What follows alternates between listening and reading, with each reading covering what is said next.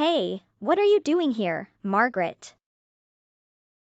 Excuse me? Actually, let me start by saying, are you still alive?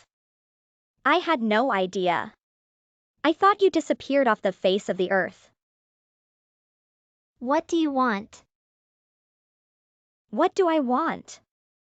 I should be the one asking you that. Don't you think? Don't tell me you came here to try and get your man back. Because if so, I've got some bad news for you, sis. George and I are already married. He and I are husband and wife, and there's nothing you can do about it. He doesn't even think about you anymore.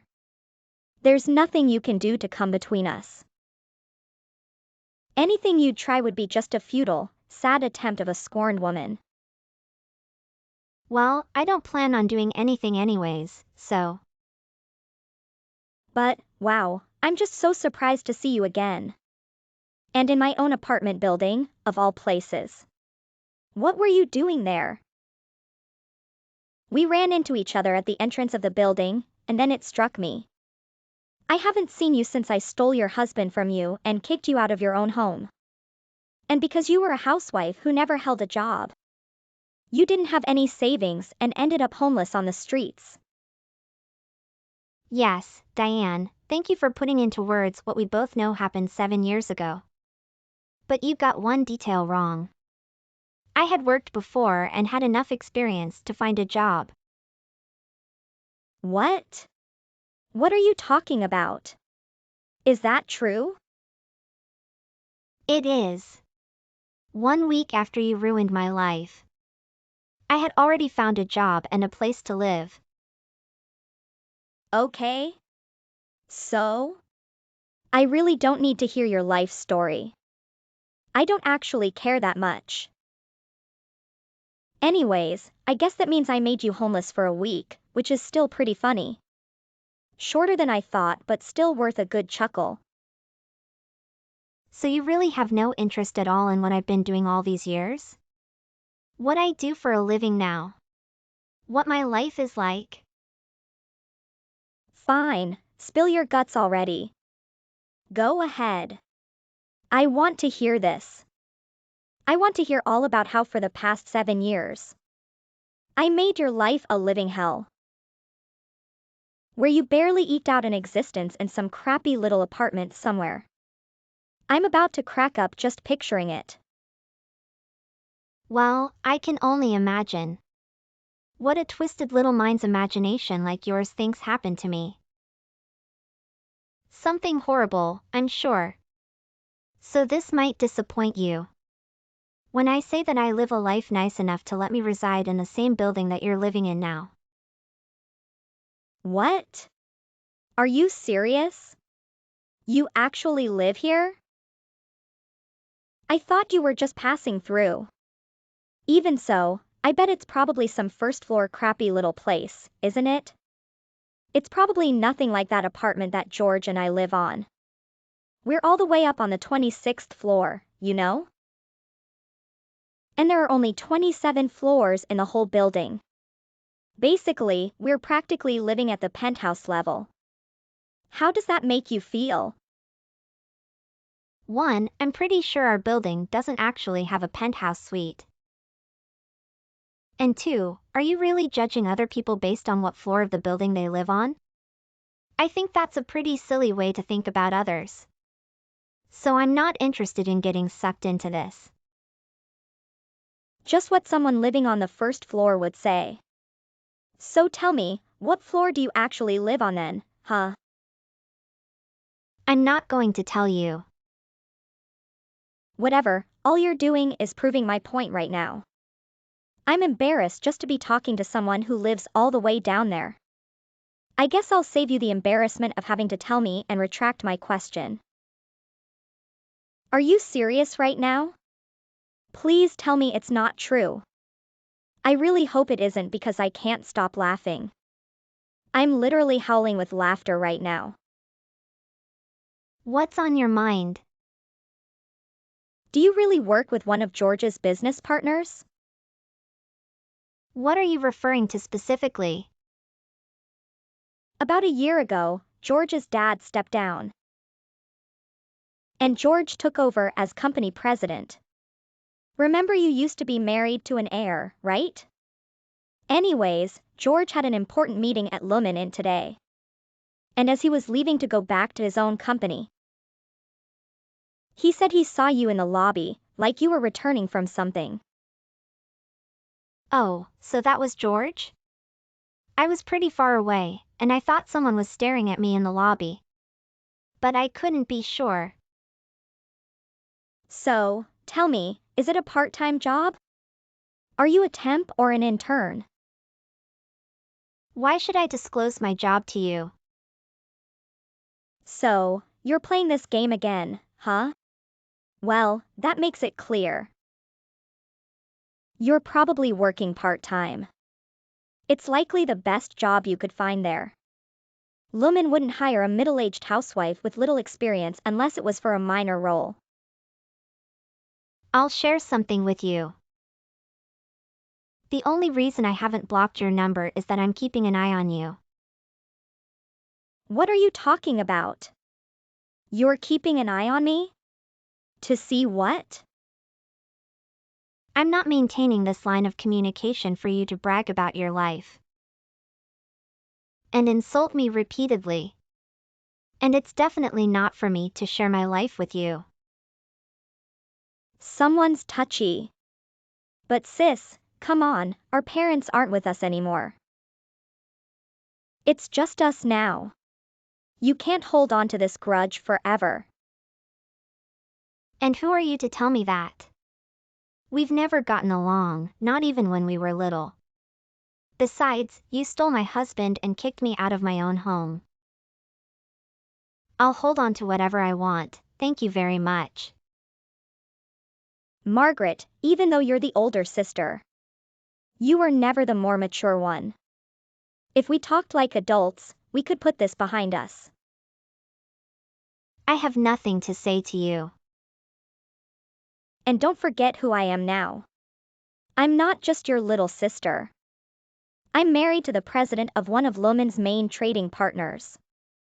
So be careful how you speak to me. Who knows, I might let it slip to George and convince him to end his deal with Lumen. Do you think a company as big as that would let someone like you keep their job? When something that significant is at stake, remember where you stand. Which company does George work for again? Boda Corporation. Don't act like you forgot. Ah, right.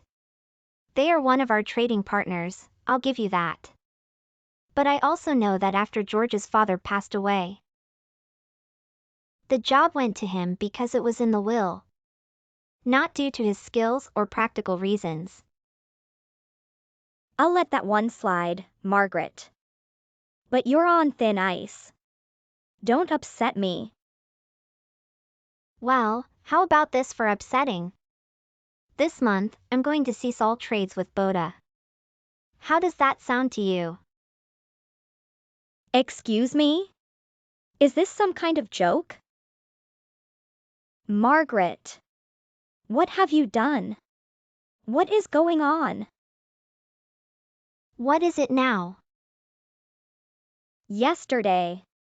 When you said you were going to cut off Boda, what did you mean by that? George is freaking out right now. He told me that the reason he went to Lumen yesterday was meet with their CEO. To negotiate holding on to one of their biggest contracts. Oh right. That. Yeah, he went but couldn't meet with her, isn't that right? Don't play games with me. He told me that the CEO who refused to meet with him was actually you all along. That is correct. I am the CEO of Lumen. I started the company myself about 5 years ago. No. It can't be. You're lying to me. Right? I am not lying. And I am assuming George had to know who I really was before coming to the meeting as well. I guess he just didn't want to tell you to protect your pride probably. What? But that can't be. You said that you were just working there part-time. You can't be a part-time CEO. You're a liar. Actually, I never answered your question, if you'll remember correctly. You just decided that that must mean that I was only working there part-time. Go ahead and scroll up through our earlier messages. It is all laid out there pretty plainly for you to see. Oh, and one more thing. We never talked about this, but now that we're in touch again, I think we should talk about this. Talk about what? What other nightmares do you have to drop on me? I am talking about the alimony. Really? You mean from the divorce? Well, the time period when you could have collected that is long gone now. Sucks for you, huh? Oh, you always let your ego and arrogance get the better of you. But I've actually already collected the money. Every single cent. What? When? I never remember paying you. It was 7 years ago. When you two kicked me out of my own home in the middle of the night. It was true that for that night, I had no place I could go to and was homeless. But the next day my best friend who was abroad for a business trip come home. I searched their flight online and found out when the airplane would be landing so that I would know when I could talk to her. I explained to her what had happened and asked for her help. Of course, she did help me and even introduced me a good private detective and lawyer. After that, everything fell into place rather quickly. After about a month, George had paid me a lump sum alimony which totaled about $50,000. You mean that George had to pay you $50,000? Judging from your reaction, I am guess that he never told you about all of this? Well, whatever, it doesn't change anything now. And besides, you still haven't answered my question. Lumen is about to cut ties with Boda. You have to do something. I have to do something. And what makes you say that? Come on, this has gone on long enough. Just say that the deal is back on and this can all be over. That is a direct order from the wife of the Boda's president, do you hear me? Direct order? Please, Diane, don't make me laugh. Don't you think that George has already come trying to beg me to change my mind? I could hear the panic in his voice over the phone. That's because the deal meant far more to Boda than it did to us. That is to say, my company was always the one holding all the cards. Wait. No. That can't be right. Boda is a huge company, isn't it? Let me try and break this down for you a little bit more precisely. In a nutshell, I was only allowing Boda to continue to do business with Lumen as a formality. In a lot of ways, I was letting George keep his job by continuing the previous agreement the first place. And the only reason I didn't cancel earlier was because we started doing business back when George's father was still in charge. Of course, once George himself took over, the quality of work coming from Boda showed a noticeable decline. For about 3 months straight, they have been making some especially egregious mistakes. And that is what is really motivating this decision. Keeping the deal with Boda anymore would just be bad business and detrimental to Lumen.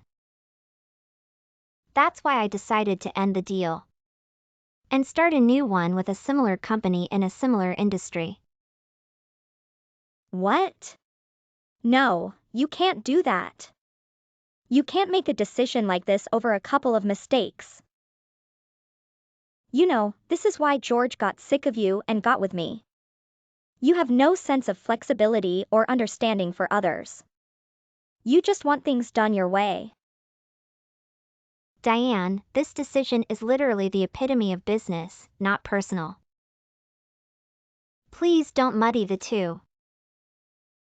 You're doing it again. You can't do this. Besides, it's not like I didn't give George numerous chances. I sent him messages, urging him to improve his performance and rectify his mistakes. Otherwise, there would be consequences. But I guess he never thought it would come to this. And ignored me when I was more than fair. I don't believe that. This is just a revenge plot. Say what you want, but it doesn't change the facts. As the CEO of Lumen, it's my responsibility to ensure the company acts in its best interests. I have employees whose livelihoods I must safeguard. To do that, it means ending deals that have gone bad and starting new ones. That will benefit the company. That's heartless. You're like some kind of calculating robot who only cares about the bottom line. For the last time, that's what business is. In this world, you must make decisions by calmly considering what's best for the company. I've explained my decision after giving George plenty of chances, and it's final.